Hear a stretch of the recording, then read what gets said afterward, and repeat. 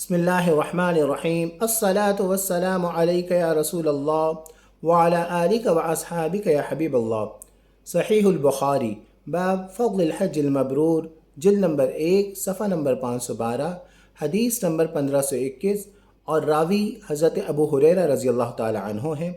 اور یہ حدیث شریف بخاری شریف کے علاوہ مسلم شریف میں بھی ہے، ترمذی شریف میں بھی ہے، نسائی شریف میں بھی ہے اور ابن ماجہ شریف میں بھی ہے، اور تمام کتب میں روایت کرنے والے حضرت ابو ہریرہ رضی اللہ تعالیٰ عنہ ہیں کہ آقا علیہ الصلاۃ والسلام کا فرمان عالی شان ہے، جس نے حج کیا اور حج میں رفث نہ کیا۔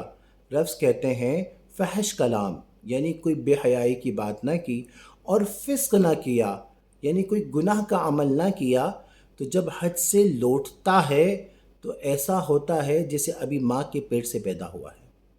مفہوم حدیث یہ ہے، جب انسان پیدا ہوتا ہے تو گناہوں سے پاک و صاف ہوتا ہے۔